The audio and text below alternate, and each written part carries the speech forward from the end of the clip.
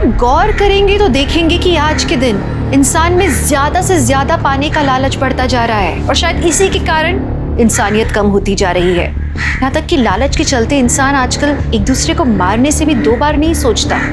आपने अभी देखा अम्मी की निर्मम तरीके से हत्या कर दी गई। ये 2 एग्जाम्पल्स हैं जो साबित करते हैं कि आज के दौर में लोगों के लिए जान की कीमत क्या है। क्या हुआ था इन दोनों के साथ कि इन दोनों का अंजाम इतना भयंकर था? कौन थे ये दोनों? क्या इन दोनों का कनेक्शन सिर्फ इनके कत्ल के साथ था या जीते जी भी इनका कोई कनेक्शन था?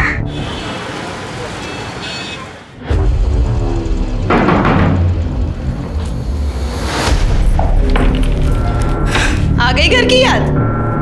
नहीं, काम बहुत था। सेठ ने दूसरे गांव भेजा था काम के सिलसिले में।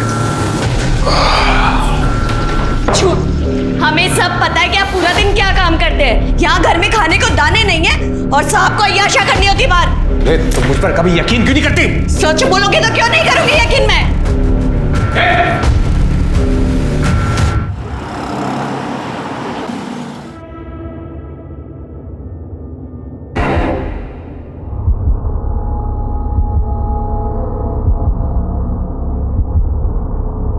पुष्पा?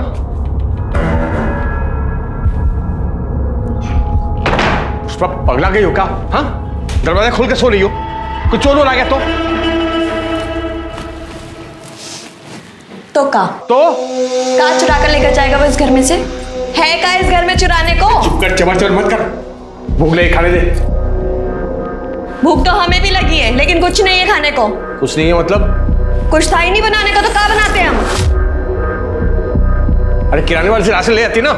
किराने वाले का इतना उधार हो गया है कि वो अब राशन ही नहीं दे रहा है हमको। तो खाने को नहीं मिलेगा कुछ? क्या कर रही है?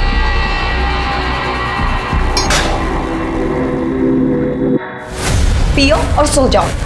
अब से ये ही मिलेगा जब तक तुम पैसे का इंतजाम नहीं करते हो। मजाक बना के रख दिया। मजाक तो तुमने हमारी जिंदगी का बना के रख दिया है।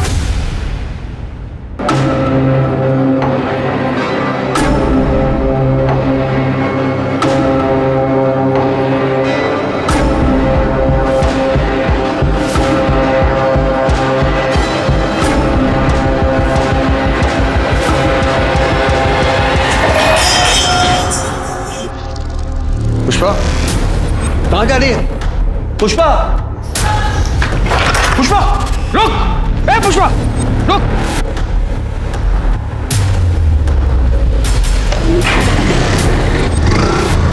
कहाँ भाग रही?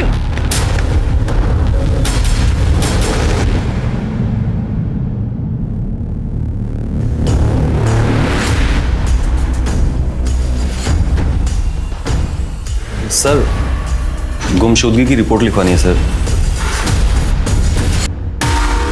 पुष्पा नाम है सर, 28 साल की है। 2 दिन हो गए सर गायब हुए। और आप कौन है? क्या लगता है इनके? सर ये जानने वाली बहन की तरह है सर। ये तो शादीशुदा लगती है। हाँ सर। तो इनके पति का है, वो क्यों नहीं आया कंप्लेंट लिखवाने? सर इनके पति का नाम लल्लन है। दिल्ली में छोटा सा बिजनेस है सर, तो चिलकाना और भुल्ली गांव आना जाना होता रहता है। वो यहाँ इसलिए नहीं आया क्योंकि पुष्पा ने लल्लन को छोड़ दिया है सर। वो सरपंच है ना सर, प्रताप यादव, भुल्ली गांव के, उनसे शादी करने वाली थी। लेकिन 2 दिन पहले मुझे रात को कॉल आया कि पुष्पा। हेलो हेलो अखिलेश, तुम हमें लेने आ सकते हो? अभी? हाँ अभी, जल्द से जल्द प्लीज। हुआ क्या है पर? अखिलेश, हमने फैसला किया है कि हम प्रताप यादव से शादी नहीं करेंगे। क्या हुआ? वो हम तुम्हें मिलने के बाद बताएंगे। प्लीज हमें लेने आ जाओ, 9 बजे तक आ जाओ। हाँ ठीक है, मैं इंतज़ार करता रहा सर, लेकिन वो आई नहीं। मैंने फ़ोन भी किया लेकिन फ़ोन अब तक बंद आ रहा है। अगले दिन मुझे दिल्ली जाना था तो मैं चला गया। वापस आने के बाद मैंने बहुत कोशिश की लेकिन वो ना ही प्रताप यादव के यहाँ है ना ही लल्लन सिंह के यहाँ। लेकिन ये प्रताप यादव की तो 2 दिन पहले शादी हो गई है ना? हाँ सर, किसी और से की। मैं ज़्यादा नहीं जानता सर, आप प्लीज़ पता लगाइए ना कि कहाँ है।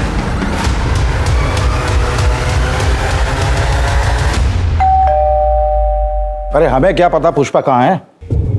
अभी कुछ दिन पहले सरपंच कार्यालय से एक लड़का भी आया था उसके बारे में पूछने के लिए। जानते हैं हम, इसलिए यहाँ आए। आपकी और पुष्पा की शादी होने वाली थी ना? हाँ, हम पुष्पा से शादी करने वाले थे। वो अपने पति से तलाक दे के हमारी मदद के लिए आई थी, लेकिन शादी से एक दिन पहले वो गायब हो गई। हम ये शादी नहीं करना चाहते, इसलिए हम अपने पति के पास वापस जा रहे हैं। क्या तुम मेरे साथ ऐसा कैसे कर सकती हो पुष्पा? मेरी हेलो हेलो। लेकिन अखिलेश ने बताया कि वो लल्लन के पास वापस नहीं गई। तो गई होगी कहीं। देखिए, पुष्पा ने जो भैया को बताया हमने आपको बता दिया। पता है उसकी वजह से हमें कितनी परेशानी हुई। शत्रु, नाक कटने की नौबत आ गई थी दरोगा जी हमारी। एक दिन बाद शादी थी, आसपास के तमाम गांव में निमंत्रण दिया हुआ था।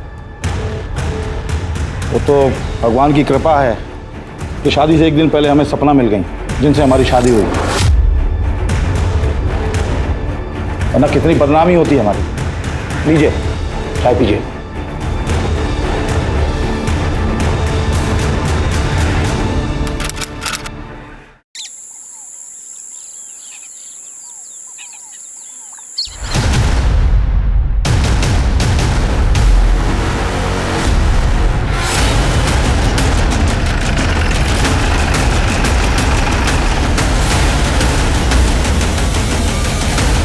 सर उस तरफ चल दिखा।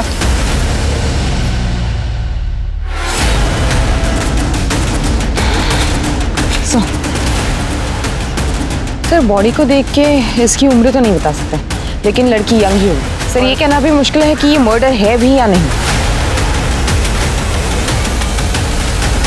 पूजा, जरा इसका हाथ देख, ये अंगूठी निकालो इसका। शर्मा, तुम्हें याद है दिसंबर के महीने में हमारे थाने में एक औरत की मिसिंग कंप्लेंट दर्ज हुई थी? वो सरपंच जिसकी शादी होने वाली थी, जिसकी बीवी शादी से एक दिन पहले भाग गई थी, उस औरत की। तुम्हारे फोन में उसकी फोटो होगी। सर है, जरा जूम करो इसके हाथ पे, इसकी अंगूठी पे, और इस अंगूठी से मैच करो। एग्जैक्टली वही है। सर अंगूठी देख के तो ऐसा लगता है कि पुष्पा की है, पर हाँ, कंफर्मेशन के लिए हम उसकी फैमिली से डीएनए मैच कराना चाहते हैं। उसके किसी फैमिली मेंबर को जानते हो? नहीं सर, मैं तो नहीं जानता, लेकिन लल्लन जानता होगा सर।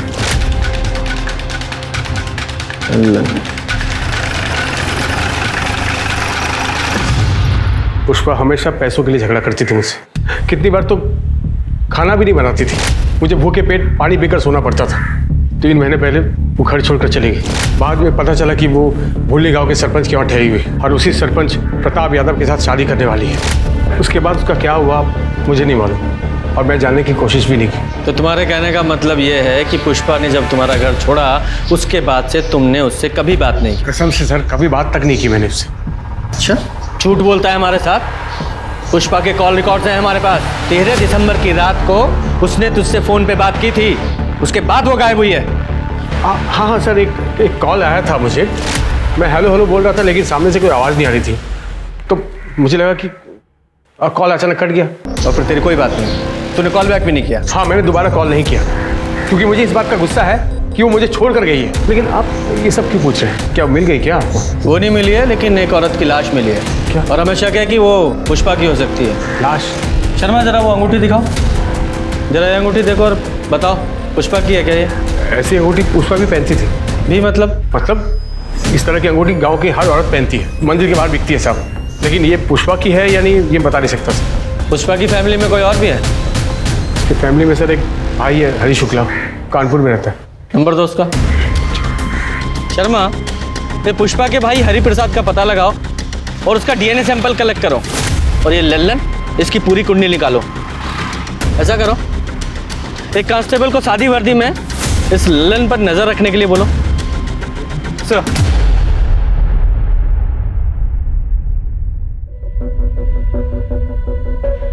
अब 1 महीने में हमारे फेरे भी हो जाएंगे। शत्रु, हमें ना तुमसे कुछ बात करनी थी। बताओ। हम चाहते हैं कि शादी के बाद हमारा अलग घर हो।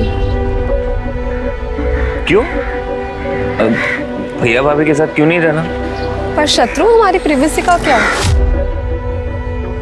तो जो एक साथ रहते हैं उनका प्रिवेसी नहीं होता क्या? ऐसे तो जॉइंट फैमिलीज होते ही नहीं, और भाभी के बिना रहना तो मैं सोच भी नहीं सकता। तुम तो ऐसे बोल रहे हो जैसे सपना भाभी हमेशा से वहीं रहती थी। हमेशा से नहीं रहती थी, पिछले 3 महीने से आई हुई है। लेकिन भाभी बहुत अच्छी है। क्या बात है भाभी, माँ बिल्कुल ऐसी मालिश करती थी। तुम जब सपना भाभी से मिलोगी ना तब तुम्हें पता चलेगा कि वो कितनी अच्छी है। अरे अच्छा हुआ वो पुष्पा भाग गई और भैया को सपना भाभी से शादी करनी पड़ी। किस्मत अच्छी है उनकी, देखो सब ठीक हो जाएगा। सर, पुष्पा के भाई हरी शुक्ला के अनुसार पुष्पा की उससे बात ही नहीं हुई थी। लेकिन उसका डीएनए सैंपल तो लिया ना तुमने? ले लिया है सर। Very good. इस सैंपल को बॉडी के साथ टेस्टिंग के लिए लैब में भेज दो। सर कांस्टेबल अमन यादव का कॉल आया था। ललन गांव के बाहर भवानी मंदिर में शादी कर रहा है। अच्छा। ओम श्री सिद्धि विनायक स्वाहा, अष्ट विनायक स्वाहा, ओम गण गणपतये स्वाहा। सर जिस कांस्टेबल को हमने ललन पे नजर रखने के लिए कहा था उसने हमें बताया कि पिछले 2 सालों से ललन का चक्कर चिलकना गांव की एक औरत अंबिका से चल रहा है। इसी बात को लेकर पुष्पा ललन पे बहुत चिढ़ती भी। जैसे ही पुष्पा ने घर छोड़ा लोगों ने बताया कि अंबिका को ललन के घर पे रात बेरात देखा गया है। इस ललन को बहुत जल्दी है दूसरी शादी करने की। इतनी भी क्या जल्दी है, कुछ रस्में हमारे साथ भी निभाई है। सर क्या हुआ सर? पुष्पा के होते हुए तुम दूसरी शादी कैसे कर सकते हो? तुम्हारी पत्नी है ना पुष्पा। लेकिन आप ही ने तो बोले थे कि पुष्पा मर चुकी है। ऐसा नहीं कहा था कि वो मर चुकी है, सिर्फ इतना कहा था कि क्या वो पुष्पा की बॉडी है, हमें शक है। कंफर्म नहीं किया था, लेकिन तूने तो कंफर्म ही कर दिया है। ऐसा तो नहीं तूने पुष्पा को मार दिया इसलिए तू अंबिका से दूसरी शादी कर रहा है? पुष्पा के मर्डर के जुर्म में अरेस्ट करो इसे। अरे सर रुकिए, एक मिनट सर, एक मिनट बात सुनिए सर। देखिए ये सच है कि पुष्पा की वजह से पैसा और डील खो दिया था मैंने, लेकिन मैंने इसको मारा नहीं सर। मैंने इसको मारा नहीं। कौन सी डील और कौन सा पैसा? प्रताप यादव की डील थी सर। वो पुष्पा के साथ 4 साल के लिए शादी करना चाहता था। इसके बदले में वो हर महीने मुझे 2.5 लाख रुपया देने वाला था सर। 4 साल के लिए शादी? ऐसी कौन सी डील होती है भाई 4 साल के लिए शादी? नहीं, अगर मान भी ले कि कोई ऐसी डील होती भी है और वो प्रताप यादव ऐसा क्यों करने वाला था? मैं बताता हूँ सर। ये जो प्रताप यादव है ये 2 बार से सरपंच पद पे था, लेकिन इस साल सरपंच की सीट औरतों के लिए आरक्षित थी और वो कुंवारा था, इसलिए वो चाहता था कि कोई औरत नकली पत्नी बन के उसके साथ रहे सर, बस और कुछ नहीं। तो पुष्पा ही क्यों? देखिए सर, वो मुझे स्कूल के टाइम से जानता था, इसलिए वो मेरे घर पे आया और ये सब। अरे ऐसे कैसे दे दे अपनी पत्नी को प्रताप? और आगे होगा। ठंडे दिमाग से हमारी बात को समझो लल्लन। देखो हम तुम्हारे बचपन के स्कूल के दोस्त हैं, हमको मना कर रहे हो तुम? वैसे भी हमको एक औरत चाहिए जिसे भूलनी गाँव में कोई नहीं जानता। अरे नकली शादी है, डील है डील। अरे कैसे हम अपनी पत्नी को तुमको दे दे? कुछ भी। हम तैयार है जी। क्या बात कर रही हो? बोरा तो आप गए जो घर आई लक्ष्मी को मना कर रहे हैं। तो उसके लिए हमारी गृह लक्ष्मी को किसी गैर मर्द के साथ भेज दे, उसके साथ सुला दे क्या? अरे क्या बोल रहे हो? नकली शादी है, हाथ भी नहीं लगाएंगे पुष्पा को हम। अलग कमरे में रखेंगे उसको, बस पब्लिक के सामने हमारे साथ रहना पड़ेगा और सरपंची का काम सिखा देंगे इसको हम। बिल्कुल चिंता मत करो, हैं? हाँ बोलो। हम तैयार है प्रताप जी। बताइए कब करनी है नकली शादी? बहुत बढ़िया, ये हुई बात। अरे सुनो पकड़ो आप प्रताप 1.5 लाख रुपए रखो पैसा। और सुनो, बस एक काम करना है कि 4 साल तक पुष्पा को फोन नहीं करोगे तुम। हाँ ठीक है, तैयारी करो। पुष्पा के अंदर पैसों का लालच भरा पड़ा था सर। पैसे को देखते ही नीयत खराब हो जाती थी उसकी। एक दिन पैसा लेकर भाग गए मेरे घर से सर। कहाँ भागी? किसके साथ भागी वो? कौन था वो आदमी? चेहरा ठीक से देख नहीं पाया, हेलमेट पहना हुआ था, लेकिन बाद में मालूम पड़ा कि वो प्रताप यादव के घर पे है, उसके साथ शादी करना चाहती है। तो अखिलेश ने तुझे यह नहीं बताया कि पुष्पा ने प्रताप के साथ शादी नहीं की है, वो वहां से भी भाग गई है? हाँ बताया था सर उसने, लेकिन वो यहाँ भी नहीं आई। शायद वो बाइक वाले के साथ भाग गई होगी। उसे वैसे भी मेरी नहीं पड़ी सर। मैं इसके बारे में क्यों सोचूं सर, और क्यों ना करूं मैं दूसरी शादी? बताइए मुझे। नहीं, कहानी तूने अच्छी सुनाई है। कहीं ऐसा तो नहीं है कि पुष्पा ने तुझे फोन किया हो कि मैं प्रताप के साथ शादी नहीं कर रही हूँ, अपने घर वापस आ रही हूँ? तुझे तो अंबिका के साथ शादी करनी थी तो तू डर गया। अरे अगर वो आ जाएगी तो इसके साथ शादी कैसे करेगा, इसलिए तूने उसे रास्ते से हटा दिया, सीधा मार ही डाला उसे। भुल्ली गांव के बाहर जो लाश मिली है वो पुष्पा की है ना? वहीं मारा ना तूने उसे? कसम से बोल रहा हूँ, मुझे नहीं पता, मैंने उसको नहीं मारा सर। वो तो हम पता लगा ही लेंगे कि किसने मारा है, जब तक केस सॉल्व नहीं हो जाता गांव के बाहर नहीं जाएगा तू। और हाँ, ये दूसरी शादी करने की भी जरूरत नहीं है, समझ गया? वरना तेरी बारात थाने से निकालूंगा मैं। कीजिए, इस प्लॉट को डेवलप कीजिए। बस ध्यान रखिएगा कि बीच बीच में फूलों के पौधे भी लगाने हैं। पब्लिक गार्डन प्रॉपर्टी है वो, ठीक है सरपंच जी, हो जाएगा। पेपर साइन हो गए? जी। ये लीजिए 5 लाख रुपए। पेपर दो।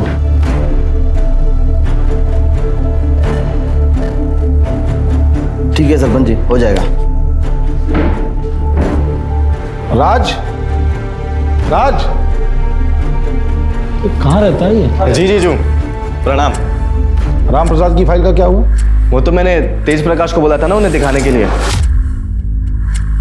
जब तेज प्रकाश को बोलना होता तो तुमको क्यों बोलते हम? जीजू पर वो तो मैंने। हमारे जीजू होने का फायदा मत उठाओ। वैसे भी पूरे गांव में सपना के सरपंची का डंका बजाते फिरते हो। कायदे में रहोगे तो फायदे में रहोगे। जी जीजू।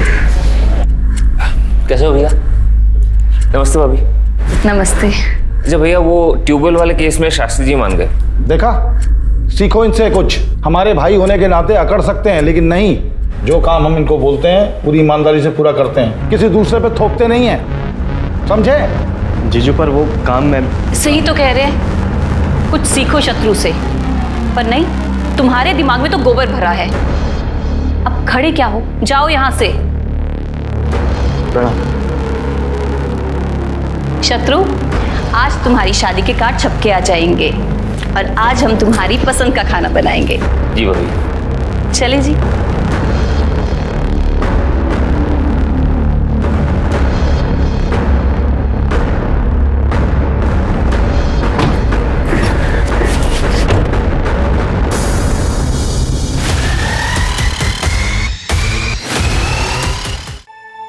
अरे राज, अरे क्या कर रहे हो? नीचे उतरो, गिर जाओगे।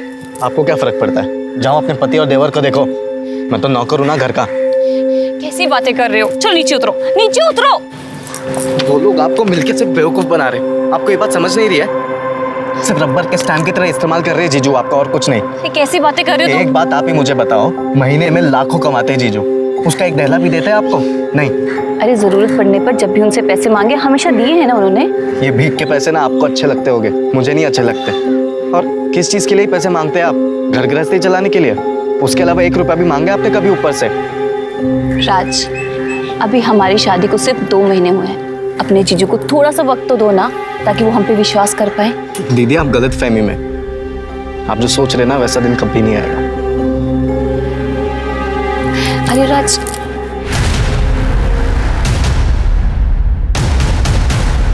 सर हमने प्रताप के बारे में पता किया तो उसका राइट हैंड तेज प्रकाश एक हिस्ट्री शीटर है। उसकी बीवी राजेश्वरी प्रताप के घर नौकरानी का काम करती है। सर पड़ोसी से पूछताछ की तो एक पड़ोसी कमली सिंह ने हमें बताया कि राजेश्वरी को भूषण ज्वेलर्स के यहाँ पे चांदी के बर्तन बेचते हुए देखा है मैंने। तो राजेश्वरी ने चोरी की।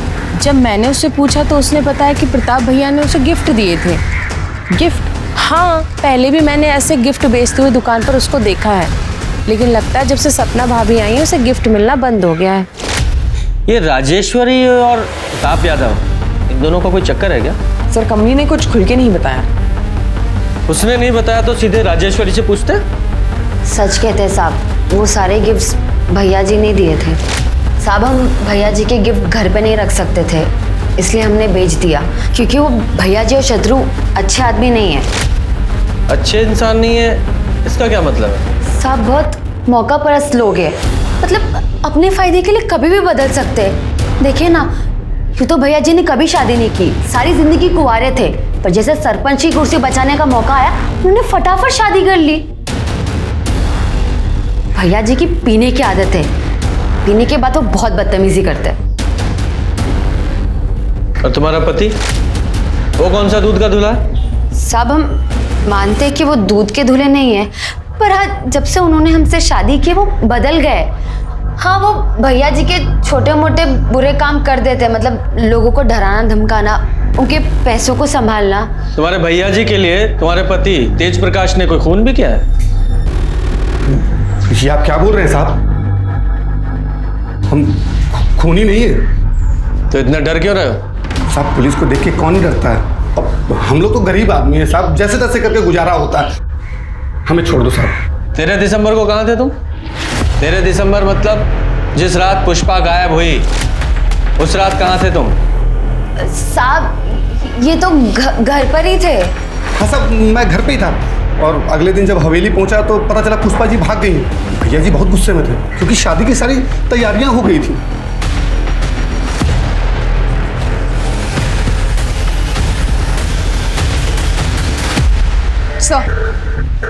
सर डीएनए रिपोर्ट आ गई है। बॉडी का डीएनए पुष्पा के भाई हरी शुक्ला से मैच हो गया। तो मतलब साफ है बॉडी पुष्पा की ही है। सर और सर पोस्टमार्टम रिपोर्ट के हिसाब से पुष्पा की मौत 13 दिसंबर के रात को ही हुई थी। और इस अखिलेश ने हमें बताया था कि पुष्पा का 13 दिसंबर की रात को 8 बजे फोन आया था और 9 बजे दोनों मिलने वाले थे, लेकिन पुष्पा अखिलेश से मिलने पहुंची ही नहीं। मतलब तब तक वो मर चुकी थी। सवाल तो वहीं का वहीं है कि उसे मारा किसने। सर लल्लन? मुझे नहीं लगता। मैंने लल्लन और अंबिका की मोबाइल की लोकेशन चेक की। उस रात दोनों की मोबाइल की लोकेशन ना तो जंगल के पास की थी और ना ही भूलनी गाँव। दोनों की लोकेशन लल्लन के घर के पास की ही थी। लेकिन ये भी तो हो सकता है लल्लन ने पुष्पा को मारने के लिए किसी को सुपारी दी हो, क्योंकि पुष्पा न सिर्फ किसी और की बीवी बनने के लिए तैयार हो गई थी, बल्कि लल्लन ने जो डील का पैसा एडवांस में लिया था 1.5 लाख रुपया, वो भी लेकर भाग गई थी। इस लल्लन के पास पुष्पा को मारने का सबसे स्ट्रॉन्ग मोटिव है। इसे अरेस्ट करो। तब तक मैं प्रताप यादव से जरा पता करता हूँ कि पुष्पा के बारे में उसने हमसे झूठ क्यों बोला। तुम मानते हो तुमने ऐसी डील ऑफर की थी? हाँ की थी। तो कौन सा नया काम है इस देश में ये? और इतनी आसानी से अपनी कुर्सी कौन जाने देता है? और हम तो इस कुर्सी पे लोगों की भलाई के लिए बैठे हैं और कोई गैर कानूनी काम हमने नहीं किया।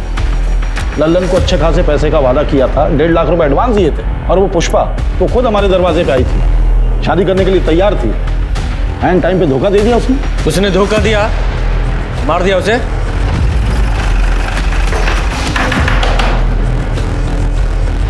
सर आप ले चलो इसे।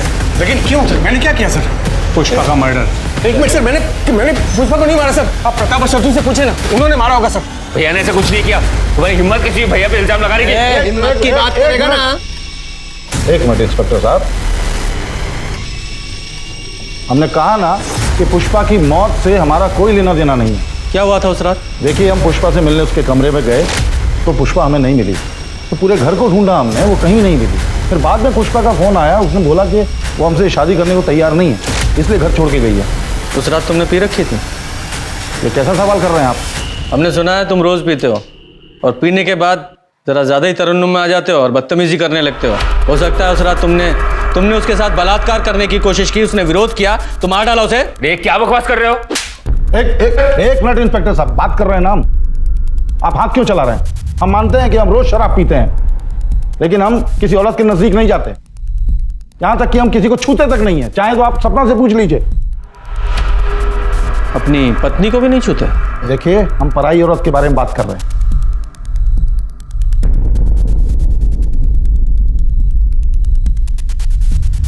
तेरह तारीख को कहाँ था तू? मंगेतर के साथ फिल्म देखने गया था सहारनपुर में। वहीं पे खाना खाया और 11 बजे घर वापस आ गया। सपना जी? जी। पुष्पा को जानती हैं? जी नहीं।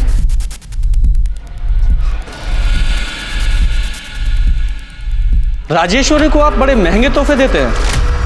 हाँ, बोनस होली दिवाली देते हैं। क्यों? हमें पता चला है कि राजेश्वरी मार्केट में बड़े महंगे महंगे सामान बेच रही है, ये कहकर कि वो तोहफे आप उसे देते थे। अपना लॉकर, अपना सामान जरा चेक कर लीजिएगा।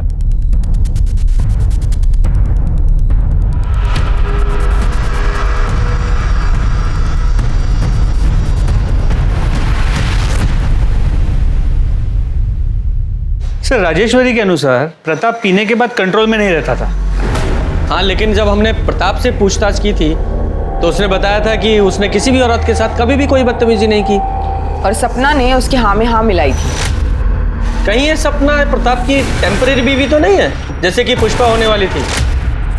हो सकता है सर। तो गांव में जाकर पता करो, इस प्रताप ने कभी किसी गांव वाली औरत के साथ कोई बदतमीजी की थी क्या?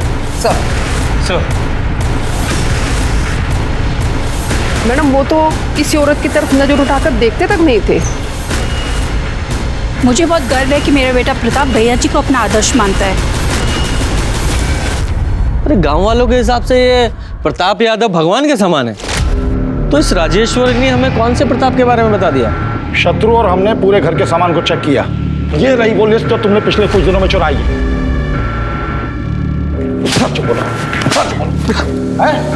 भैया जी तेज की इसमें कोई गलती नहीं है। ये सारा सामान हमने चुराया था पैसों के लिए। हमें माफ कर दीजिए भैया जी। दोबारा अपनी शक्ल मत दिखाना, मैं निकल जाओ। तुम भी जाना चाहते हो? भैया जी, हमारी बीवी की गलतियों को माफ कर दीजिए भैया जी। आप जैसा मालिक हमको कहाँ मिलेगा भैया जी?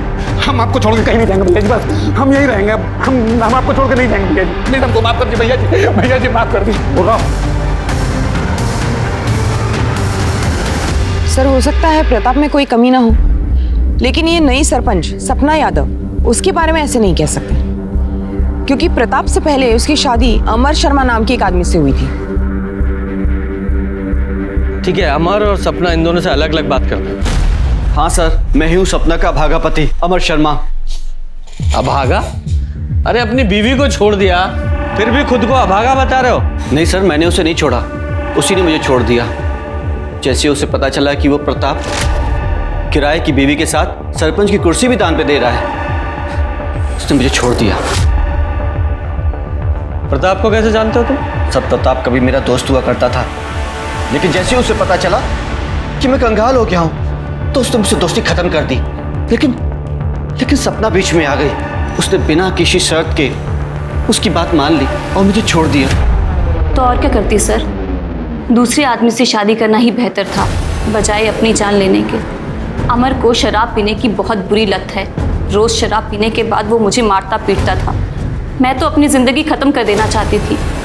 जब प्रताप जी की मुझे डील मिली तो मुझे वो मेरी हर समस्या का हल लगी, इसलिए मैंने डील एक्सेप्ट कर ली। तो सर, इसमें मैंने क्या गलत किया? और अमर तलाक के पेपर पे साइन कर चुका था। तलाक के पेपर थे? नहीं सर, वो तलाक के पेपर कैसे हो सकते हैं? वो प्रताप ने तो मुझे बोला था कि वो डील के पेपर थे।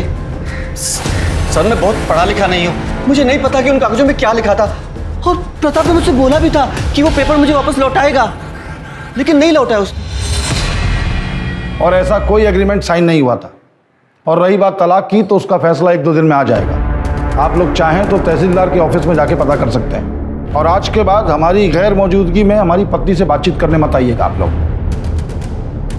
जा सकते हैं, प्लीज।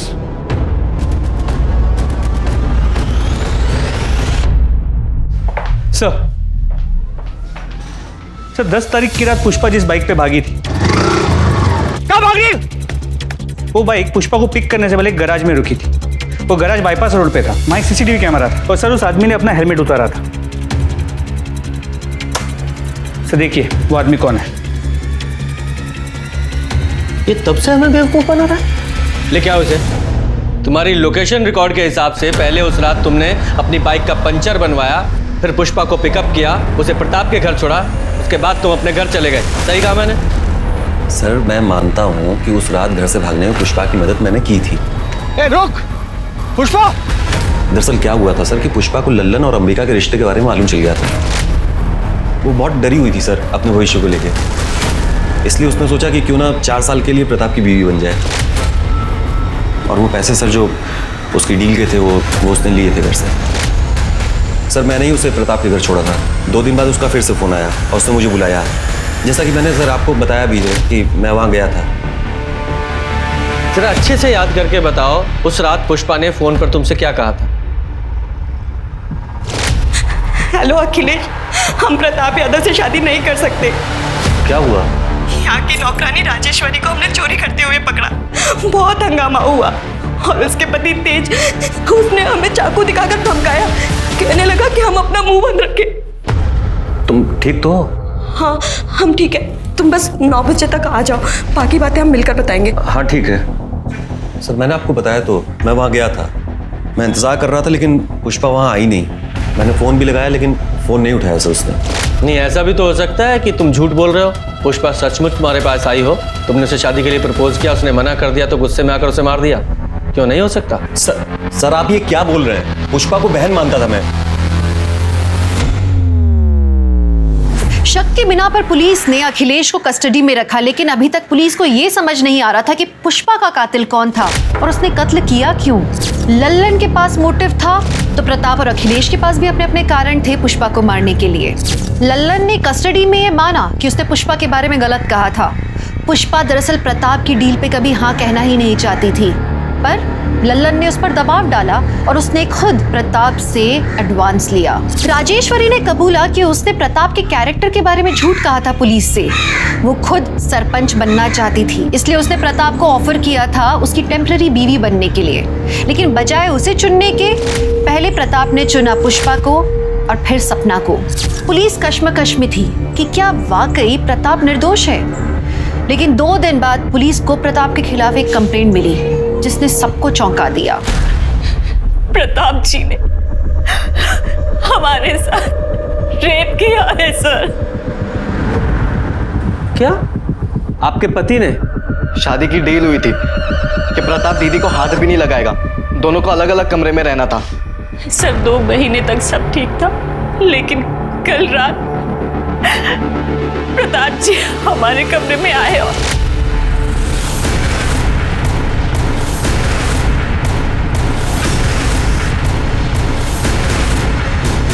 क्या कर रहे हैं आप? अरे छोड़िए। झूठ बोल रही हो सपना, दिमाग चल गया उसका। तो तुमने सपना के साथ जबरदस्ती नहीं की? जी बिल्कुल नहीं। कल रात पीने के बाद जब हम अपने कमरे पे जा रहे थे तो अरे कुछ मदद करें आपकी, कहीं चोट लग जाएगी आपको। नहीं, जरूरत नहीं है, हम चले जाएंगे। कैसी बातें कर रहे हैं? हमें अपना फर्ज तो निभाने दीजिए, पत्नी है हम आपकी, संभाल के। Thank you, thank you, thank you. अरे अरे ये क्या कर रही हो तुम?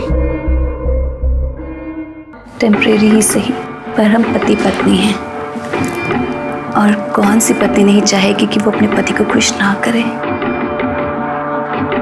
वो सपना हमें खुद फंसा रही है। वो क्यों फंसाएगी? वो भी अपने ही पति को रेप के इल्जाम में। शायद उसको कोई भड़का रहा होगा। कौन? उसका नकारा भाई राज, वो भड़का रहा होगा उसे। कौन किसे भड़का रहा है और कौन छुपा रहा है वो तो हम पता लगा ही लेंगे। फिलहाल तो हमने सपना को मेडिकल के लिए भेजा है। प्रताप झूठ बोल रहा है सर, हम तो सिर्फ नाम के सरपंच हैं, एक रबर स्टैंप है।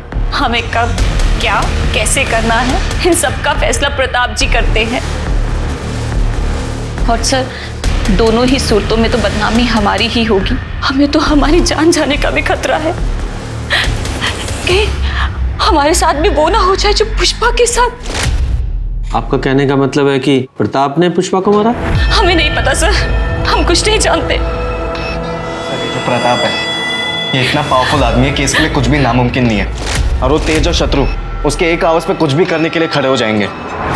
सर प्लीज आप दीदी को प्रोटेक्शन दे दीजिए। देखिए इनकी मेडिकल रिपोर्ट आने तक हम ऐसा नहीं कर सकते, हमें रुकना पड़ेगा। सर पर दीदी सरपंच है, आप इतना तो कर ही सकते हैं। रहने दो राज, पुलिस को अपना काम करने दो, तब तक हम अपनी रक्षा खुद ही करेंगे। Thank you, sorry. Medical report से ये पता चला कि सपना सेक्सुअली एक्टिव थी, लेकिन रेप का कोई साइन नहीं मिला। तो या तो इसका मतलब ये था कि ये रिश्ता दोनों की रजामंदी से हुआ, या फिर सपना ने खुद को सरेंडर किया प्रताप के आगे डर के मारे। तो क्या सपना के साथ मैरिटल रेप हुआ था, जो असल में एक शादी थी ही नहीं, सिर्फ 4 साल की डील थी। पुलिस प्रताप को लेकर एक और बार कंफ्यूज हो गई थी, क्योंकि एक सपना प्रताप के खिलाफ फिर से कंप्लेंट लेके पहुंची कि प्रताप ने उसे मारने के लिए गुंडे भेजे थे जब वो सरपंच ऑफिस से निकलकर घर वापस जा रही थी। सपना ने जहां एक तरफ अपनी चोट के निशान पुलिस को दिखाए, वहीं दूसरी तरफ ये भी बताया कि गुंडों ने उसे प्रताप की बदनामी न करने की हिदायत दी थी, और उनमें से एक की आवाज तेज प्रकाश जैसी थी। अरे हमने कोई रेप, कोई अटैक नहीं किया इनके ऊपर। और हम कल पूरी शाम भैया जी के साथ ही थे, तो हम कैसे अटैक कर सकते हैं? सर ये तो एक दूसरे का ही साथ देंगे ना। कमीनी आसान शांत खड़ा रहे, ज्यादा गर्मी मत दिखा वरना यही ठंडा कर दूंगा। आधा कुर्सी के लिए ये सब डील मत करो, और आपने मेरी एक नहीं सुनी। अभी देखिए भैया आपको कभी चोट नहीं पहुंचा सकते, लेकिन आपकी ये हालत मुझसे देखी नहीं जा रही। मेरे तरफ से जो कुछ भी होगा ना मैं करूंगा।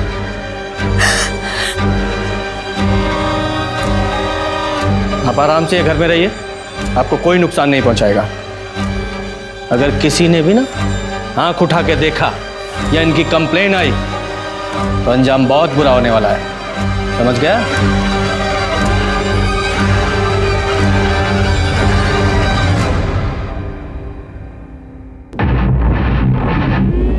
भाभी अंदर आ जाओ। हाँ आ जाओ। ये दवाई लेके आया था मैंने, आपके दर्द में आराम मिल जाएगा, लगा दूं?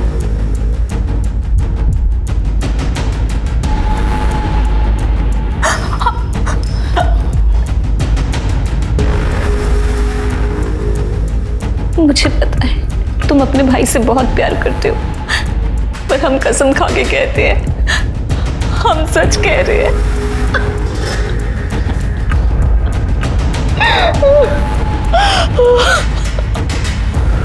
भाभी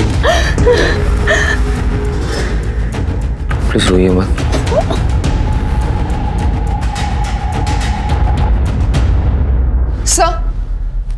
सर लोकल न्यूज़ देखिए। क्या हुआ? सर लगाइए तो।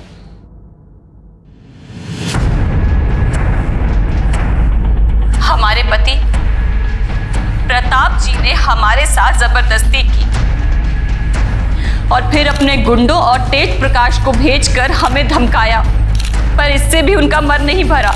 अभी 2 दिन पहले उनके छोटे भाई शत्रु ने हमारे साथ जबरदस्ती की। हमारे कमरे में मेरे घाव पर मरहम लगाने के बहाने उसने शत्रु, ये क्या कर रहे हो? हटो! और जब हमने प्रताप जी को शत्रु जी के बारे में बताया तो उन्होंने फिर गुंडे भेजकर हमें मारा पीटा और कहा कि पुलिस के पास हम ना जाए। पर हम पुलिस के पास जाकर करते भी तो क्या करते, क्योंकि हम गए थे पुलिस के पास, पर हमें उनसे कोई मदद नहीं मिली। हमारी सुरक्षा के लिए एक कांस्टेबल तक नहीं दिया। मैं डॉक्टर शहीद हूँ। सपना जी के बाएं हाथ में काफ़ी गहरी चोट आई है, जिसकी वजह से हमें प्लास्टर लगाना पड़ा।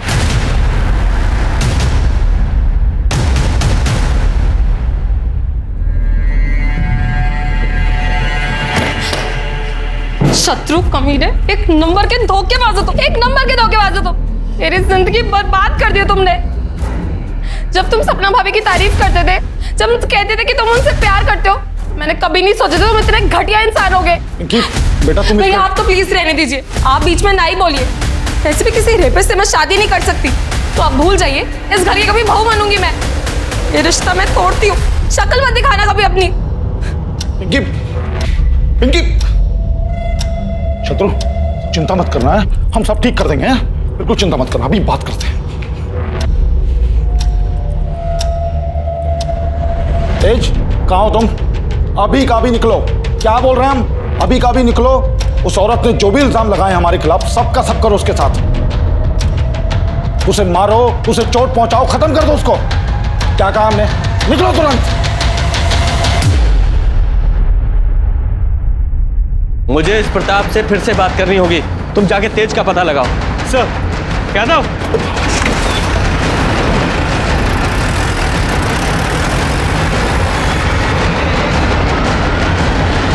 क्या चल रहा है? सर वो सपना जो बोल रही है, झूठ बोल रही है वो। तेज कहाँ है? तेज कहाँ है? बोलो शर्मा। सर ये तेज प्रताप घर पे नहीं है। राजेश्वरी ने बताया कि प्रताप के कहने पे वो सपना को मारने गया। सर मैं सपना का फोन बार बार ट्राई कर रहा हूँ, लेकिन उसका फोन नॉट रीचेबल आ रहा है। ठीक है। क्या कर रहे हैं आप? तेज कहाँ है? हमको क्या मालूम? अरेस्ट करो इसे और जरा चेक करो। सर 1 मिनट यहाँ आइए।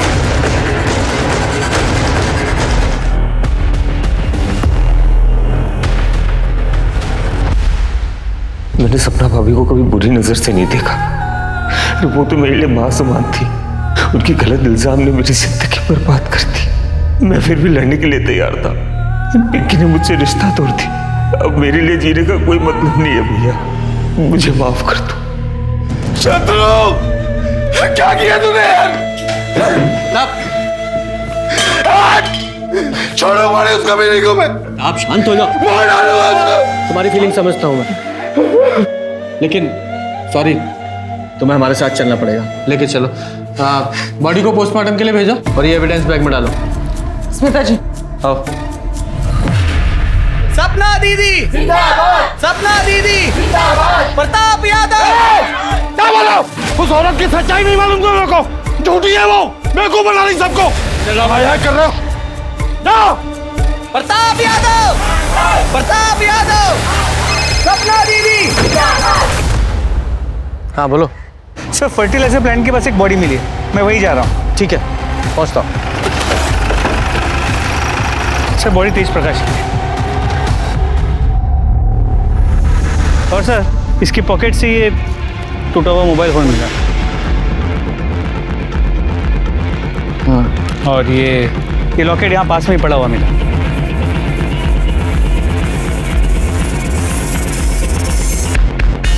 शर्मा, इस जगह का डम डाटा निकलवाओ। 13 दिसंबर का रात 7 बजे से रात 11 बजे तक का डम डाटा निकलवाओ, वहां जहां पुष्पा की लाश मिली थी। क्योंकि ये लॉकेट मैं पहचानता हूं किसका है। तेरा ये लॉकेट तेज की लाश के पास मिला हमें, और तेरे फोन की लोकेशन भी वहीं की थी। और यही नहीं, 3 महीने पहले जिस जंगल में पुष्पा की लाश मिली, वहां भी तेरे फोन की लोकेशन उसी समय की दिखा रहा है। बोल क्या कहना तुझे?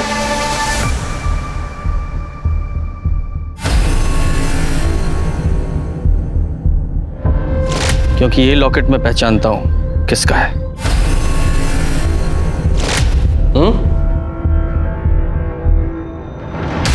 सोच लो, अभी भी टाइम है। सच्चाई बताओगी या फिर ये जो तेरा नाटक है वो सच्चाई में बता?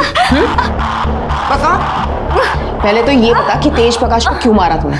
क्योंकि वो तुझे मारने आया था। बताती हूँ। बोलो। तेज प्रकाश ने हमें बात करते हुए सुन लिया था। पुष्पा को मारकर सरपंच की कुर्सी पर बैठने का प्लान तो हमारा पूरा हो गया, लेकिन हम अभी भी एक रबर स्टैंप हैं। इन दोनों भाइयों के ऊपर रेप का इल्जाम लगा के हमें गांव वालों से भर भर के सहानुभूति मिल रही है। तुम देखना, वो दिन दूर नहीं, सत्ता की बागडोर हमारे हाथ से दूर नहीं, और ये दोनों भाई अब जेल में सड़ेंगे। और अभी पुलिस भी इन्हें जल्दी गिरफ्तार कर लेगी। हमने सब सुन लिया है। लोगों ने जो कुछ भी भैया जी के लिए किया ना, उसके लिए जिंदगी भर जेल में सड़ोगे। रुको, मैं भी पुलिस को बताता हूँ। राज पकड़ो उसे।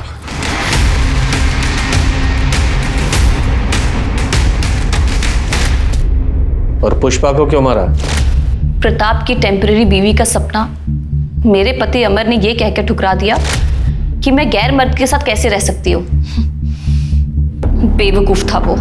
लेकिन जब मुझे पता चला कि पुष्पा प्रताप की बीवी बनने वाली है और पुष्पा प्रताप के घर में है, तो मैं पुष्पा से मिलने उसके घर पर गई। मुझे पता था प्रताप हर शाम को शराब पीता है। जब मैं वहां पहुंची तो मैंने क्या चल रहा है? हमने राजेश्वरी को चोरी करते हुए देखा है। अपनी आंखों से देखा हमने। बोली भैया जी खुद चोरी करते हैं। दो रहो, चलो निकलो यहाँ से। आओ।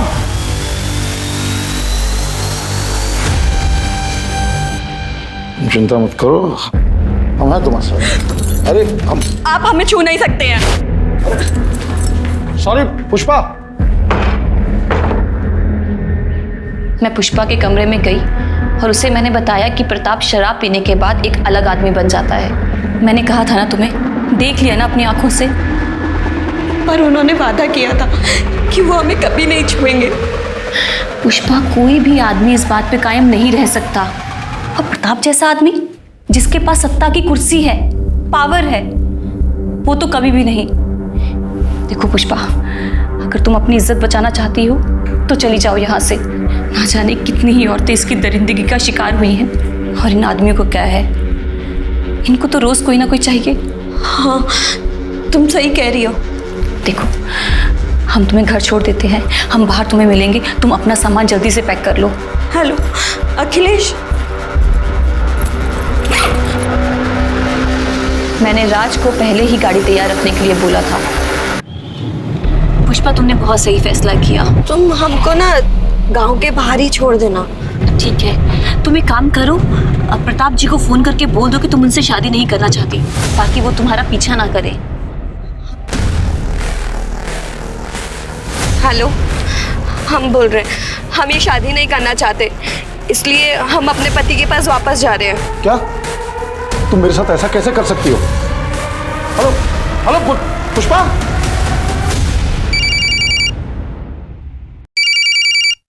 अरे ये क्या कर रही हो? लल्लन को कॉल कर रहे हैं, उन्हें बता तो दें कि हम गांव वापस आ रहे हैं। अरे नहीं। Hello hello hello.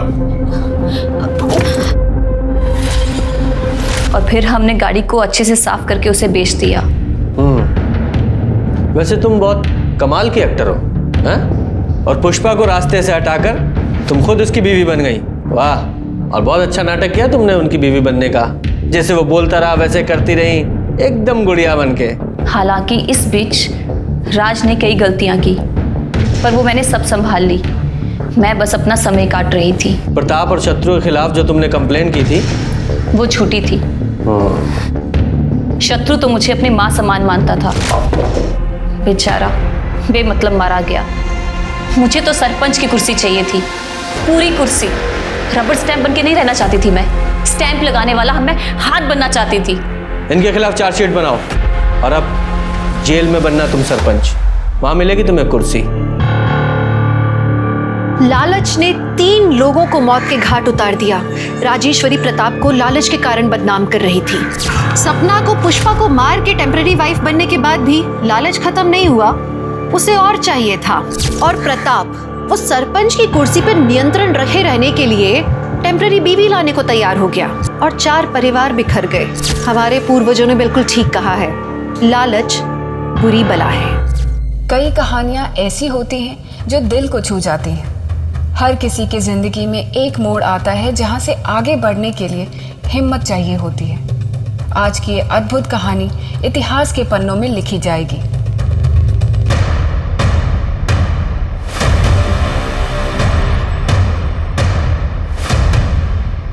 जहाँ विश्वास होता है वहीं विश्वासघात होता है।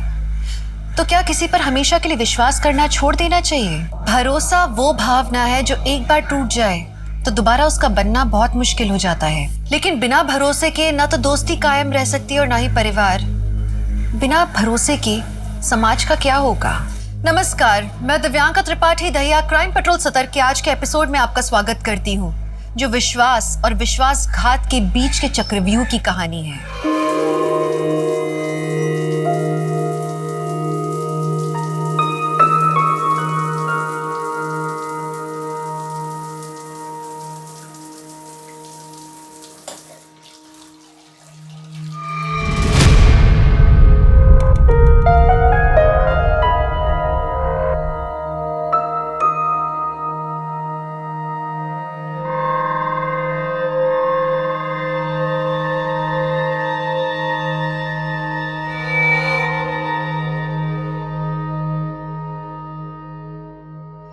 नहीं मनीष, आज ना मैं बहुत थक गई हूँ।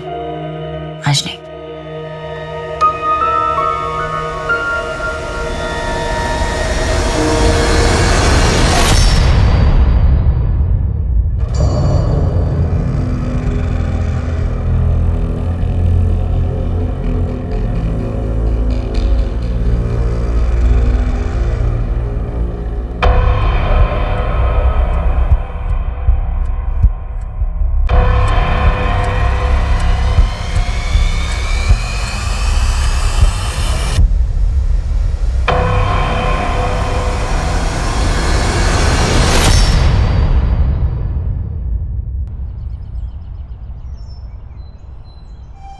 सुरभि, हाँ मैं निकल रहा हूँ। ओके।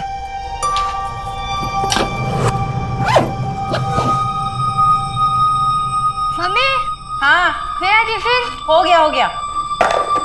ये चलो चलो चलो, बैग बैग बैग, पानी की बोतल जल्दी। मनीष, मनीष, मोहित के स्कूल पहुंचना है, पेरेंट्स मीटिंग है 11 बजे, भूलना मत। याद है मुझे।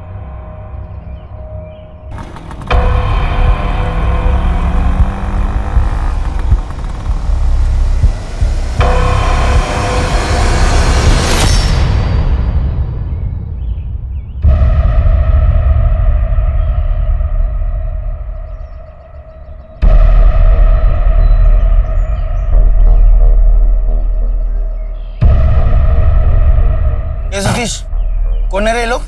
पहले कभी देखा नहीं? हाँ, एक हफ्ते से ही देख रहा हूँ। थोड़े अजीब हैं, किसी से बात भी नहीं करते हैं, बस घर और गाड़ी यही चलता रहता है इनका।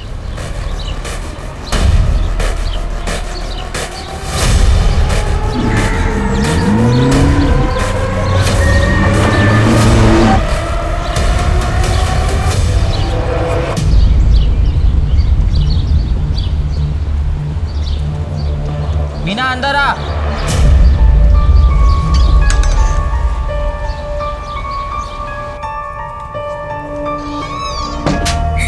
अरे रूही बेटा, इतनी सी बात के लिए थोड़ी रोते हैं, हाँ? और इन मोहल्ले के बच्चों की बातों को क्या दिल पे लगाना है? पर अम्मी सही तो कह रहे, मेरे रंग की वजह से हमारा निकाह नहीं होगा। खूबसूरती रंग से नहीं, अपने कर्मों से होती है, समझी? और जब तू पढ़ लिख कर बड़ी सी अफसर बन जाएगी ना, तब तेरे लिए भी लड़कों की लाइन लग जाएगी, देख लेना। अब बेटा तू अंदर जा, अपनी पढ़ाई खत्म कर। हाँ हाँ। क्या होगा इसको? नहीं जी कुछ नहीं, आप हाथ मुंह धो लीजिए, मैं आपके लिए चाय बनाती हूँ।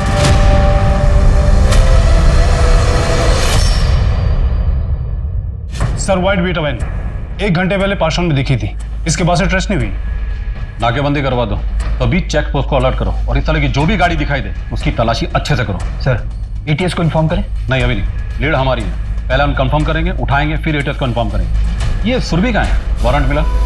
सर सर्च वारंट निकलवा लिया है, घर के ओनर से भी बात हो गई, वो हमें वहीं मिलेगा। गुड सुरभि, तुम एक काम करो, धनीपुर मर्डर केस की चार्जशीट तैयार करो। गायकवाड़, तुम प्रताप के साथ जाओ और उन दोनों अज्ञात लोगों के घर में रेड मारो, देखो क्या मिलता है। जी सर।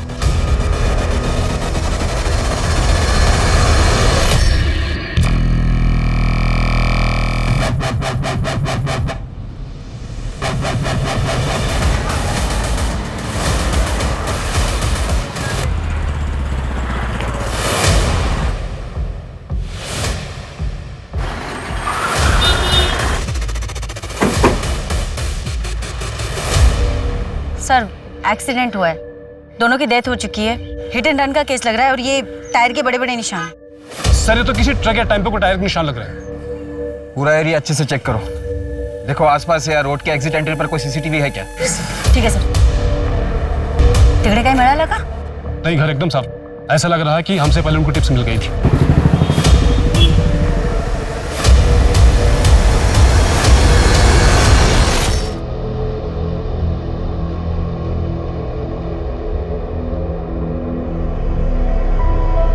घबराओ मत बच्चों, हम लोग यहाँ सब आप लोगों की मदद के लिए। अच्छा, जिस वक्त एक्सीडेंट हुआ आप दोनों कार में थे? अच्छा बेटा, आपका नाम क्या है? रवि। अच्छा, वो आप लोगों के मम्मी पापा थे? बच्चे इस वक्त बहुत डरे हुए हैं, फिलहाल इन्हें चिल्ड्रन होम भिजवा दो और एक काउंसलर से सेशन सेटअप करो। जी सर। सर आरटीओ से कार के ऑनर की डिटेल्स भी मंगवाई। ठीक है, पता करो फैमिली में और कौन कौन है। बेटा आप लोग यहाँ पर बिल्कुल सेफ हैं, रश्मि जी हैं, अगर कुछ भी बात करनी है तो खुलकर बात कर सकते हैं। हेलो बच्चों, क्या नाम है आपका? बेटा अगर आप लोग बात नहीं करेंगे तो कैसे चलेगा? घर नहीं जाना है? अजीब बच्चे, बात ही नहीं करते। थोड़ा टाइम लगेगा।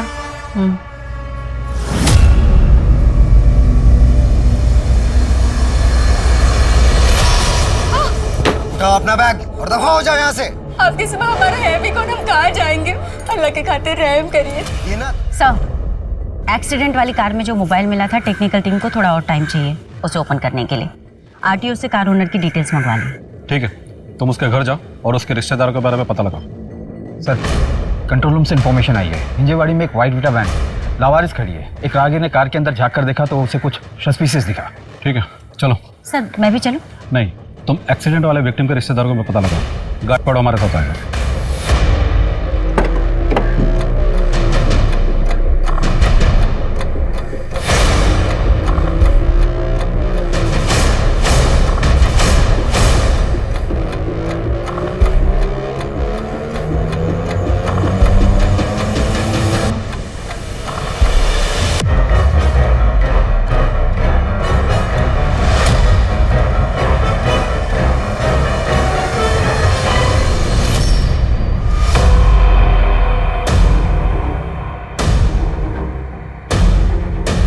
के रॉ मटेरियल्स हैं, लाइव नहीं है।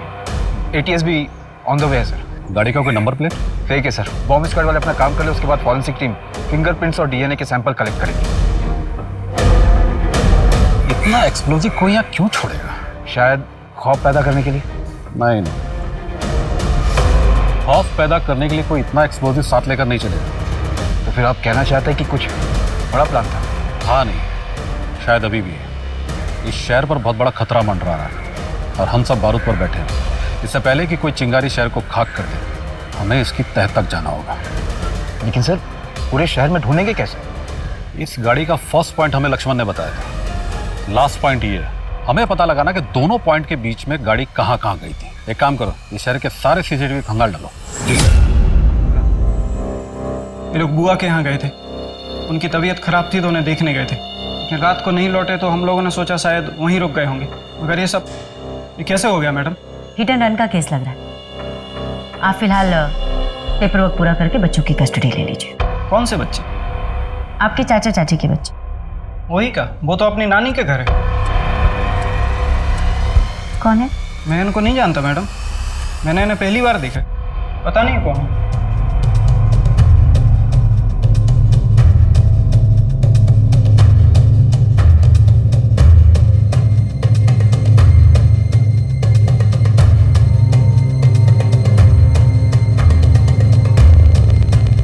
रूही दीदी, बहुत डर लग रहा है। अगर पुलिस को पता चल गया तो वो हमें जेल में डाल देगी। पता चले उससे पहले मेरे पास एक प्लान है।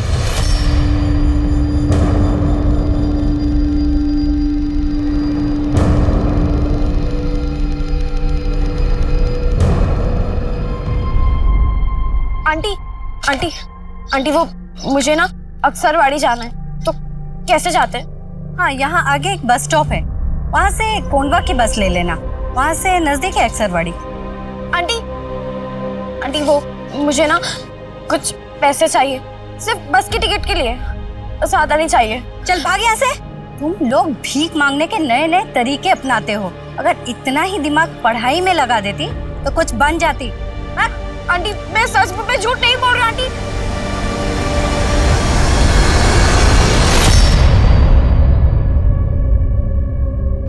बाबा, हमारा घर तो इधर है, हम घूमने जा रहे हैं।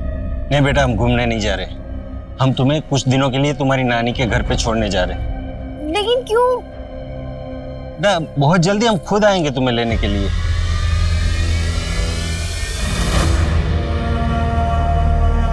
कृति को तो खाने पीने पहनने में सब में नखरे आते हैं।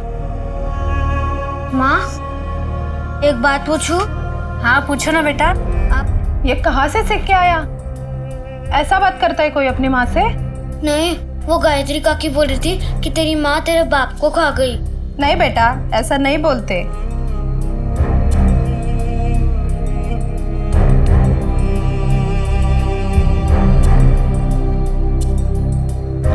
इसके पापा की जमीन बिक जाएगी तो मैं और मेरा बेटा ये गांव छोड़ के चले जाएंगे। ऐसे दुखी मत रहो, कल रवि को मेरे साथ भेज देना, कृति के साथ थोड़ा खेलेगा तो उसका मन भी बहल जाएगा।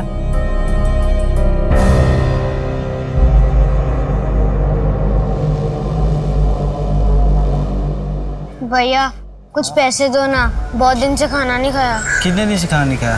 2 दिन से। इंटरस्टेट अलर्ट, इसकी क्या जरूरत है? सुरभि वो अनाथ बच्चे इत्तेफाक से एक्सीडेंट स्पॉट पे आ गए। अब हमने उन्हें विक्टिम के बच्चे समझ लिए तो उसमें गलती हमारी है। सर, पता नहीं क्यों मुझे ऐसे लग रहा है कि वो बच्चे कुछ छिपा रहे हैं। केस से रिलेटेड? सर, नॉट श्योर, शायद। सुरभि, काम पे ध्यान दो। उस एक्सीडेंट वाली गाड़ी का कुछ पता चला? नहीं सर, एग्जैक्टली पता नहीं चला अभी तक। एक्चुअली उस रोड पर कोई सीसीटीवी कैमरा नहीं है, बट मैं फॉलो अप कर रही हूँ सर। धनीपुर मर्डर केस की चार्जशीट? जी, कोर्ट में सबमिट कर दी। ठीक है, जाओ। सर, वो इंटरस्टेट अलर्ट जारी करवा दो बच्चों के लिए। ठीक है, बट डोंट वेस्ट टाइम, और सबसे पहले उस गाड़ी का पता करो। जी, थैंक यू सर।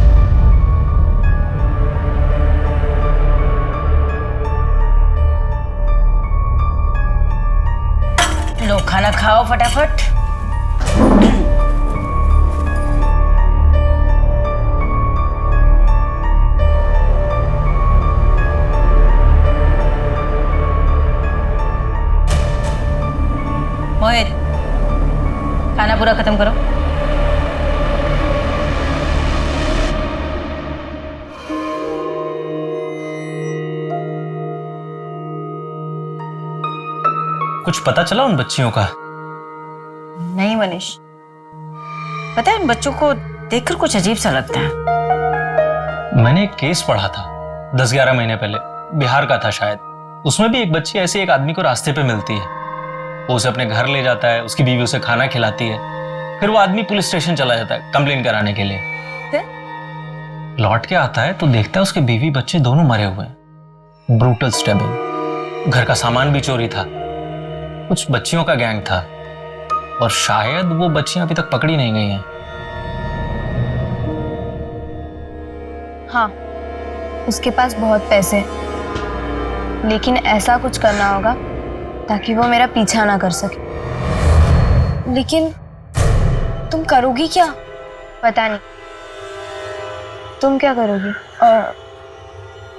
मैं चलती हूँ, टाइम हो गया है, बाद में बात करेंगे। हाँ रोहित बाबा, चलिए।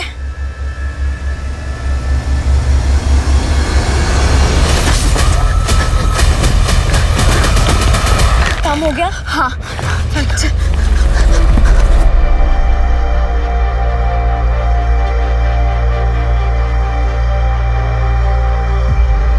ये ना तुझे लड़की पैदा करने से पहले सोचना चाहिए था। अब उठाओ अपना बैग और निकल जाओ यहाँ से।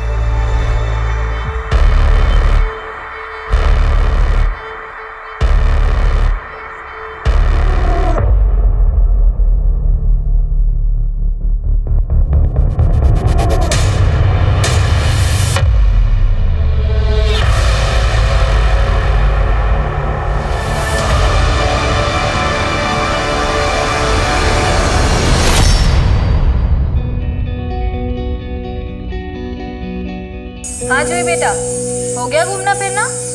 चलो अब जल्दी से घर जाओ और होमवर्क कंप्लीट करो, मम्मा जल्दी आएगी। Okay bye, love you. अच्छा वो पुष्पा आंटी को फोन दो। हाँ जूही को खाना खिला देना, और जब तक मैं ना हो ना घर पे ही रहना। ठीक है। हाँ चलो लड़कियों। ये सीसीटीवी वाली लड़की गणेश नगर पुलिस स्टेशन में वांटेड है मर्डर केस में। तकरीबन 7 महीने पहले हुआ था। नहीं प्रताप, मुझे नहीं लगता वो लड़की किसी का मर्डर कर सकती है। और ये सीसीटीवी वाली लड़की ना कोई और है। रूही के हाथ पे निशान है वो टैटू का, स्टार वाला। चोरी करके भागी थी, बाद में उसने टैटू बनवा लिया होगा, पैसे थे उसके पास। मुझे फिर भी नहीं लगता। उन दोनों बच्चों को देखकर लगता है कि वो लोग खुद ही किसी मुसीबत में। तो जिस तरीके से बच्चा देख रहा था ना मुझे, उसकी नजरें। पहले गणेश नगर पुलिस स्टेशन से इस सीसीटीवी वाली लड़की की डिटेल्स निकलवाते हैं, तब आपको यकीन हो जाएगा कि वो मुसीबत में नहीं बल्कि वो दोनों खुद मुसीबत है। कांस्टेबल सुरभि को रवि और रूही की तलाश ने 7 महीने पहले के एक मर्डर केस तक पहुंचा दिया था, जिसमें रूही को सस्पेक्ट के तौर पर पुलिस पहले ही ढूंढ रही थी। पुलिस को ना तो रूही के अतीत के बारे में कुछ पता था, ना ही रवि के, और अब तक तो गुंजन का नाम भी उनके सामने नहीं आया था। सवाल यह है कि रूही रवि से कैसे मिली और इस वक्त गुंजन उनके साथ क्यों नहीं थी। उससे बड़ा सवाल यह है कि रूही और रवि किससे भाग रहे थे, वो जा कहाँ रहे थे, और अगला वो क्या करने वाले थे। हाँ ये वही लड़की है। शकील भाई के दूर के रिश्ते की एक बहन गांव में रहती थी, ये उन्हीं की लड़की है। इतने भले इंसान थे शकील भाई, इसे गांव से लेकर आए, स्कूल में एडमिशन करवाया, और देखो क्या मिला उनको, उन्हें ही मार के उनको लूट के भाग गई। इस लड़की से कोई मिलने आता था? उसका कोई रिश्तेदार या दोस्त? नहीं, मिलने तो कोई नहीं आता था, पर पार्क में इसकी एक सहेली थी, उससे ये बहुत बात करती थी। कौन सहेली?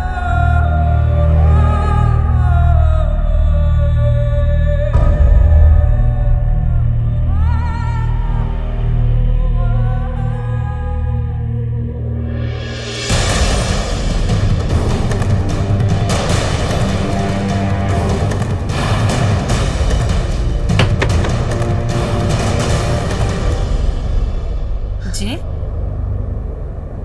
अब पुलिस के चक्करों में कौन पड़े मैडम। ना तो उसने हमें कोई नुकसान पहुंचाया था और ना कोई चोरी की थी। अब भाग गई तो भाग गई। उसका घर कहाँ है? अब हमें क्या पता, हमें तो एक प्लेसमेंट एजेंसी से मिली थी। पर वो आपके घर में काम करती थी? क्या क्या काम करती थी? सिर्फ साफ सफाई और मेरे बेटे रोहित की देखभाल। गुंजन नाबालिग थी, हाँ मैम, पर मैं उसका अपनी बेटी की तरह ख्याल रखती थी। कपड़ा, खाना पीना सब देती थी। जो मेरा बेटा रोहित खाता था वो वही खाती थी। पर आपका बेटा पढ़ाई लिखाई भी करता है, गुंजन का भी तो वो हक बनता था। आप मुझे उस प्लेसमेंट एजेंसी का नंबर दीजिए जहां से आप उसे लेकर आई थी।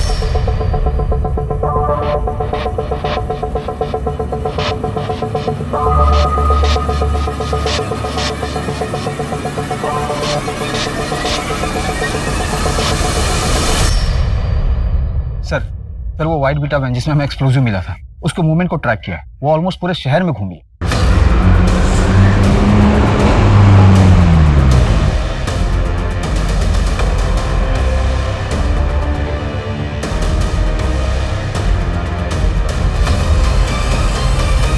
और उन दोनों लड़कों को कुछ पता चला? Last location Pune railway station के बाहर का है। एक सीसीटीवी में भी कैप्चर हुआ है। ये देखिए सर।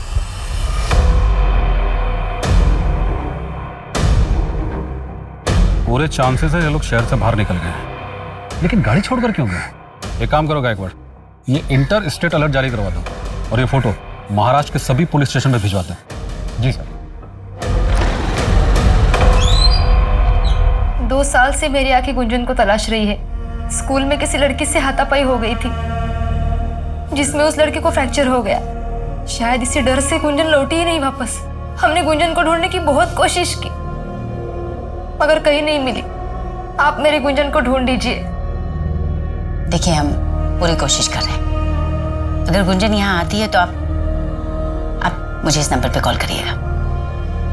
आती ये रूही हमें मिल जाएगी फिर। पर मैडम, इन्हें ढूंढ पाना बहुत मुश्किल है और मैंने इस रूही के बारे में पता करने की बहुत कोशिश की पर कुछ हाथ नहीं लगा।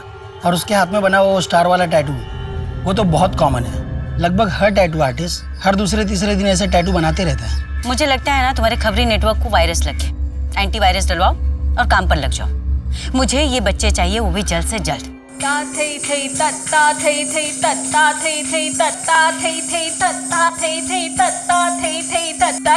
दिगदा दिग दिग थई, दिगदा दिग दिग थई, दिगदा दिग दिग थई, दिगदा दिग दिगता। ऐसे नहीं सुनीता। हमारे यहाँ बॉलीवुड और क्लासिकल दोनों सिखाए जाते हैं और अगर किसी स्टूडेंट को ज़रूरत हो तो ऊपर हमारे यहाँ रहने की सुविधा भी है। साल में 2 बार हमारे यहाँ शोज होते हैं जिसमें स्टूडेंट्स को पे भी किया जाता है। फीस कितनी लेंगे? 3000 रुपीज़ पर मंथ और अगर लॉजिंग भी चाहिए तो 1000 रुपये एक्स्ट्रा। ठीक है, तो आप जब तक ये फॉर्म भर दीजिए तब तक मैं आपकी बेटी का टेस्ट ले लेती हूँ। चलो बेटा।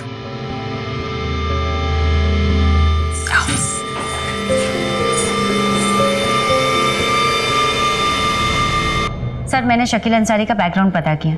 उसकी ऐसी कोई बहन थी नहीं जो गांव में रहती है और उसकी बेटी उसके पास रहती है। तो फिर ये रूही उसकी कौन थी? सर, इलीगल इमिग्रेंट्स हो सकते हैं। ऐसे कई सारे गैंग्स एक्टिव हैं। पहले लोगों को फंसाकर लूटते हैं फिर उनका मर्डर करके भाग जाते हैं। मैंने एक केस पढ़ा था, बिहार का था शायद। उसमें भी एक बच्ची ऐसे एक आदमी को रास्ते पे मिलती है। वो उसे अपने घर ले जाता है, उसकी बीवी उसे खाना खिलाती है। फिर वो आदमी पुलिस स्टेशन चला जाता है कंप्लेन कराने के लिए। लौट के आता है तो देखता है उसके बीवी बच्चे दोनों मरे हुए हैं। मुझे लगता है हमें हमारे सर्च का दायरा बढ़ाना चाहिए। प्रताप, जितने भी हिस्ट्री शीटर, बैगिंग रैकेट और लोकल गैंग के मेंबर्स हैं उन सबको खंगालो। बच्चे हमारे हाथ से आकर निकल गए और इस केस की डिटेल्स क्राइम ब्रांच को भी शेयर करो। Okay sir.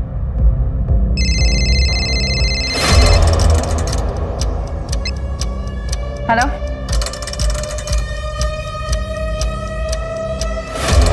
लक्ष्मण, मेरे को ये केस जल्दी से जल्दी सॉल्व करना है, नहीं तो ये केस ना मेरे हाथ से निकल जाएगा। उसका टेंशन मत लो मैम, एक खबर लाया हूँ। चुपचाप बैठो यहाँ।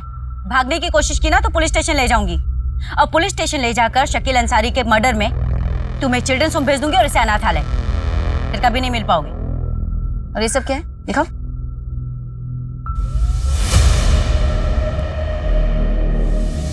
पेट्रोल। कहाँ आग लगाने की तैयारी हो रही है? देखो रोही, मैं तुम सबकी मदद कर सकती हूँ, भरोसा करो मुझ पर। किसमें फंसे हो तुम दोनों? नहीं चाहिए हमें किसी की मदद, हमें किसी पे भरोसा नहीं करना। रोही, जानती हो हमें गुंजन की लाश मिली, वो भी उसी के गांव से। क्या? अब मुझे बताओ किस चीज में फंसे हो तुम सब? गुंजन तो अपने गांव में थी, हम उसी के लिए तो जा रहे थे। गुंजन से मिलने जा रहे थे, वो भी पेट्रोल लेकर। क्या मतलब है इसका?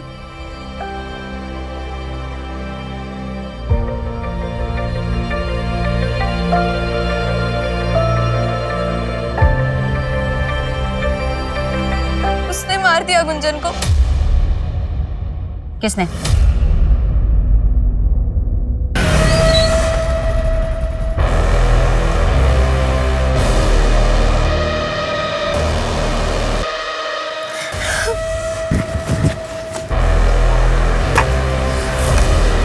हेलो, मैंने गुंजन को अभी मोहल्ले के बाहर देखा है। क्या बोलती हो? इस बार मार डालूं उसे? अरे गुंजन, तू यहाँ क्या कर रही है? हाँ, वहाँ तेरी माँ कब से ढूंढ ढूंढ के परेशान हो रही है घर पे। चल घर चल चल। नहीं चाचा जी, मुझे घर नहीं आना। पापा डांटेंगे और फिर से नानी के यहाँ छोड़ाएंगे। अच्छा चल, अपनी चाची के घर चल। जब तेरे पापा का गुस्सा ठंडा हो जाएगा तो तू अपने घर चल ही आना, ठीक है? चल चल चल चल चल, आ जाओ आ जाओ आ जाओ आ जाओ आ जाओ। सर मुझे एक टीम चाहिए। रोहित, बोलो बेटा। डरो मत, सर को भी बताओ जो तुमने मुझे बताया था।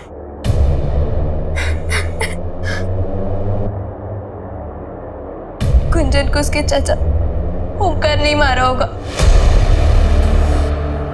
उन्होंने ही उसे 1 साल पहले प्लेसमेंट एजेंसी में बेचा था। मैंने कुछ भी अपनी मर्जी से नहीं किया है। जो सरला ने कहा है मैंने वही किया है सर।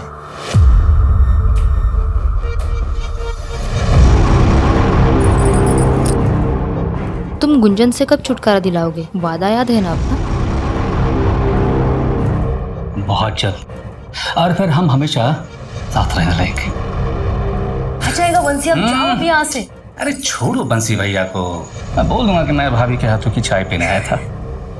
बंसी आ जाएगा, जाओ अब जाओ।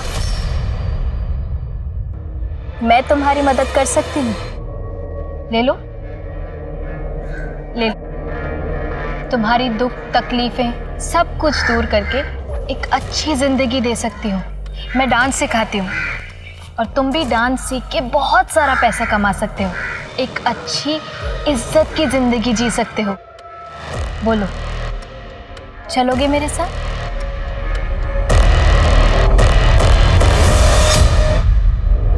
आओ, आ जाओ।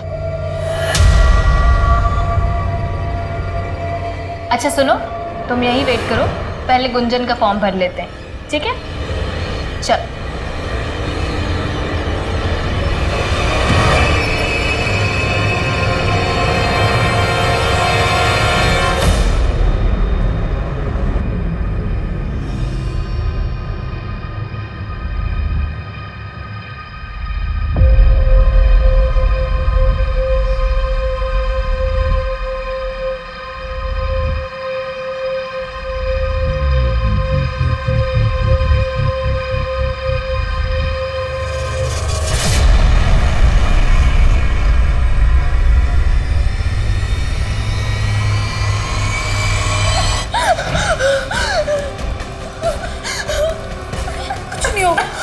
कुछ नहीं होगा रोहित।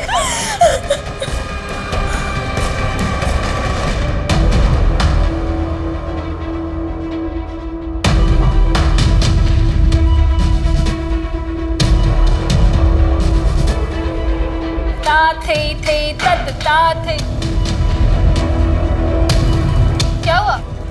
अरे क्या ढूंढ रहे हैं आप लोग? ये डांस स्टूडियो है। अरे क्या रहे हैं आप? अजीब दादागिरी है।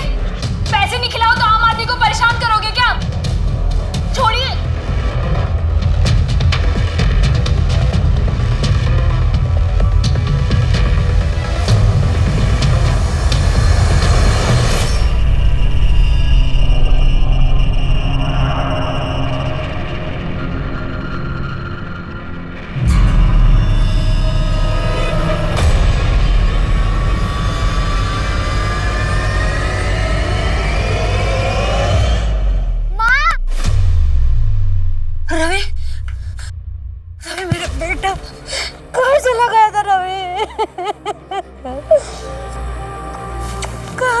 मैंने तुझे कितना ढूंढा।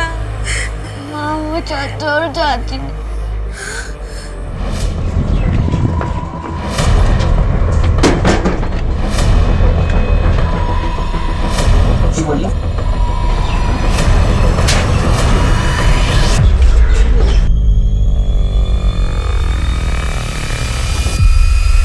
ये तुम ठीक नहीं कर रहे हो।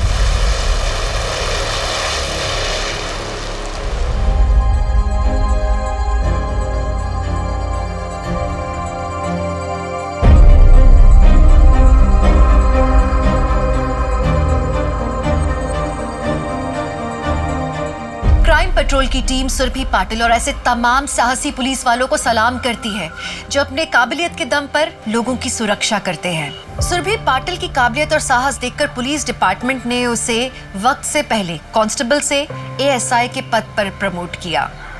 Congrats Surabhi Patil, now you are ASI. Thank you sir.